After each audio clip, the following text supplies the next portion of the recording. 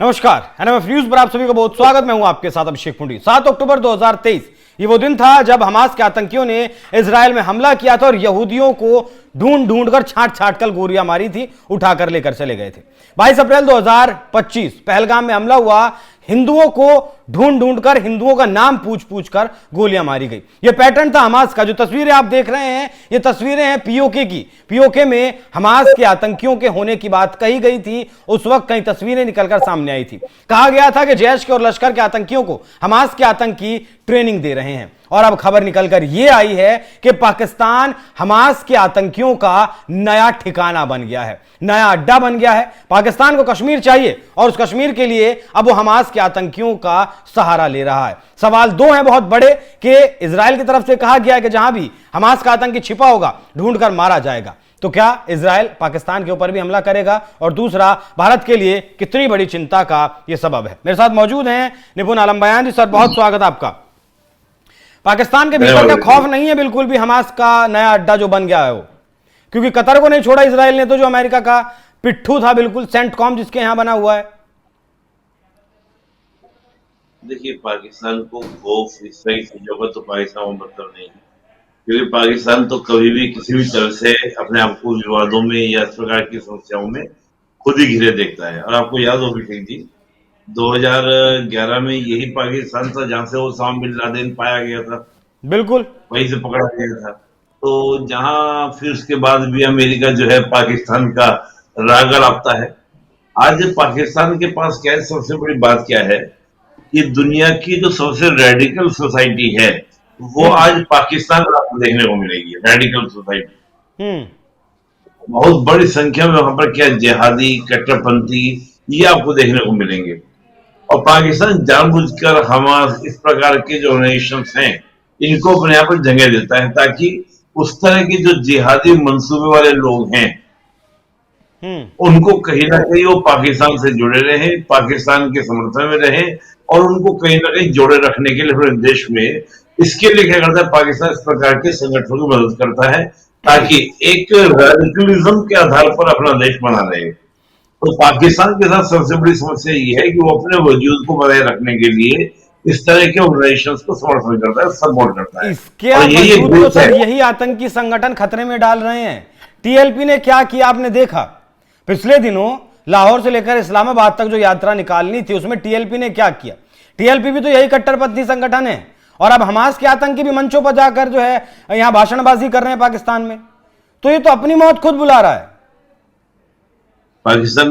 देखिए अभिषेक जी, क्या है कि पाकिस्तान के बारे में जब आप बात कर रहे हैं ना, समझिए पाकिस्तान को बनाया गया धर्म के आधार पर।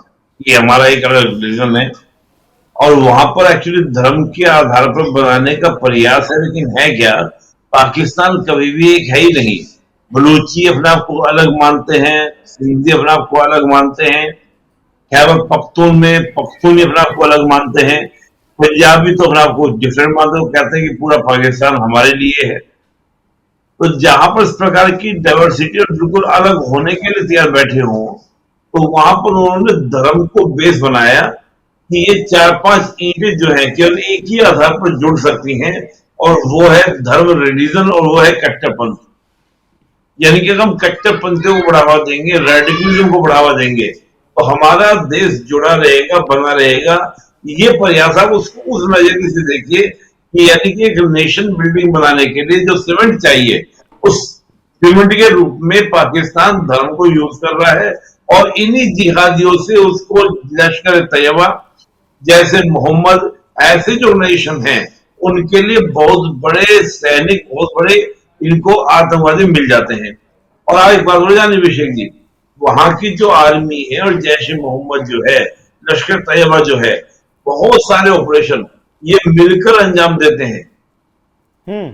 मिलकर, मैं जो बोल रहा हूं मेरा ध्यान सुनिएगा, पाकिस्तान की आर्मी, जैश ए मोहम्मद, लश्कर तैयबा जैसे ऑर्गेनाइजेशन ये आपस में मिलकर बहुत सारे ऑपरेशन, चाहे वो बलूच में चलाने हो, चाहे वो पख्तून में चलाने हो और चाहे भारत के अगेंस्ट चलाने हो, मिलकर अंजाम देते हैं। तो पाकिस्तान तो इन कट्टरपंथियों को अपनी एसेट मानता है कि इनको धर्म का नाम से कुछ भी भड़काकर बहकाकर कुछ भी कराया जा सकता है। वही ये हुआ क्या था 1979 में, जब यूएसएसआर आ गया था अफगानिस्तान के अंदर, तो यही पाकिस्तान के विदेश मंत्री थे कि ये गए अफगानिस्तान पाकिस्तान के बॉर्डर पर एक हाथ में कुरान और एक हाथ में 47 लेकर कि तुम्हें खुदा का वास्ता इन रशियंस को बाहर करो, ये बाहर नहीं गए तो तुम्हारी नापाक जमीन हो जाएगी।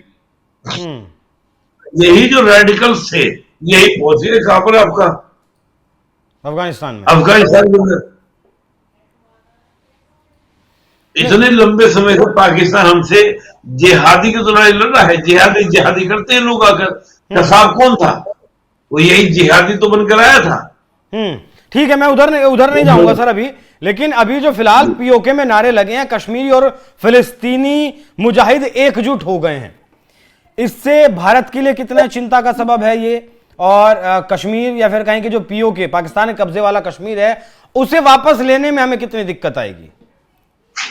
देखो विषय की अभी जो आपने बात कही, तो कश्मीर को हमें वापस लेना है। हम तो ये देख रहे हैं कि कश्मीर के जो लोग हैं वो खुद भारत से आके विलय करें, भारत की तरक्की देखें, भारत से आके मर्ज करें। लेकिन यही वो धर्म का चश्मा लगाने का प्रयास पाकिस्तान करता है ताकि कश्मीर के लोग धर्म के आधार पर पाकिस्तान में रहें। और ये सर धार्मिक चश्मा ऐसा है, जितना मैंने देखा है उसके सामने विकास वगैरह नहीं चलता है। धार्मिक चश्मा जब चढ़ जाता है वो चढ़ जाता है, वो उतरता नहीं है सर।